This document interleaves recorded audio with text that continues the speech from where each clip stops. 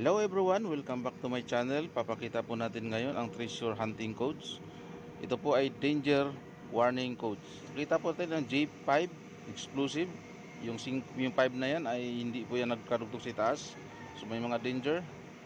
Mine down, stone sliding type, stone collapsible type, hammer type bomb, wire operation bomb, object type landmine, bomb booby trap. So makikita po natin ang iba't ibang karakter. Yan po ang ibig sabihin yan ay ang mga meaning nandito sa kanan. Landsliding type of rock or sliding type. Treasure have poisonous chemical element inside. Yan pong 7-3 na may guhit sa taas. Ang 733 naman ay number of boxes and poisonous chemical element inside. So makikita po natin ang mga karakter at ang mga meaning nandyan lang po sa katabi niya. So tingnan lang po mabuti at kung tayo ay nagti-treasure, so makikita po natin ang mga danger sign. So nakikita po natin ang parang electric pan, pero yan po ay hindi electric pan kundi isang big size bomb object. Big size bomb near an object. Ibig sabihin mayroong object pero may bomba siyang malaki sa tabi. Explosive element. Yan po yung may mga karakter siyang halos dot na paikot. Poisonous chemical element in hydrogaseous liquid. So yung 3-3 na paikot, halos 4 na 3 yan. Tapos nakita natin yung U na may mga tatlong guhit sa gilid. Yan po ay danger. Yung 4 naman po na halos hindi nagdugtong L, tapos parang cross lang siya. Explosive po ang ibig sabihin yan.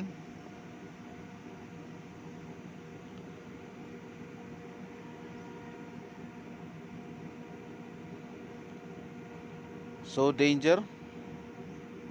So lahat po ng karakter na yan ay dapat makikita po natin or busisiin natin. Baka mamaya yung hinuhukay natin is may mga bomba nang nakalagay o mga danger, matatrap tayo o ma-aksidente tayo sa ating mga ginagawang pagiging treasure hunting.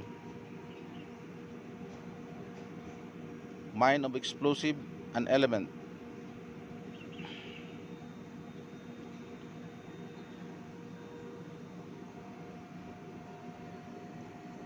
So yung mga karakter na yan halos hindi mo maintindihan kung hindi mo walang meaning. So makikita natin ang parang araw, mine bomb or chemical close deposit.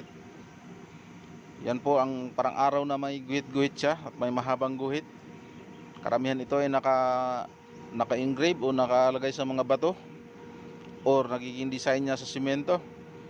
5 na hindi nagdugtong ang itaas, may X, explosive po ang ibig sabihin.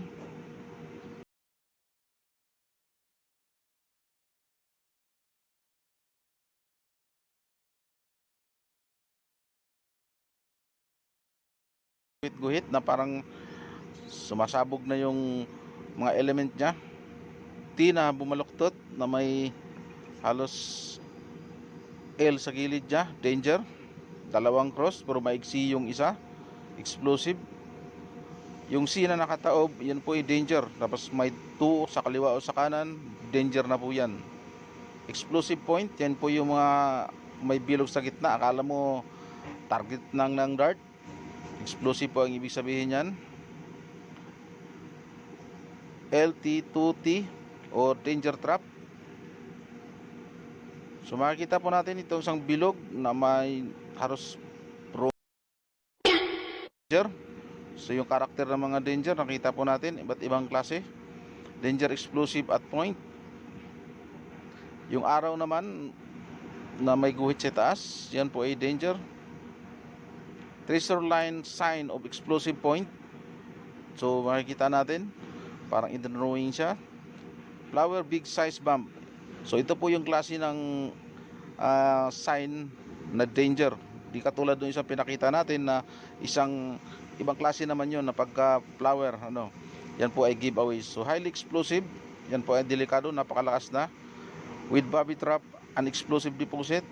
Kamukha rin dong isang parang target ng dart. Tunnel with obstacle. So nakikita po natin ng isang parang battery. So ito nakikita ko na to nung ako'y naging treasure hunter pa.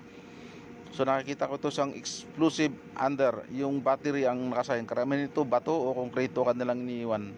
So nakita natin snake, sign poisonous object. So ang snake sa tunnel, so may poisonous po siya.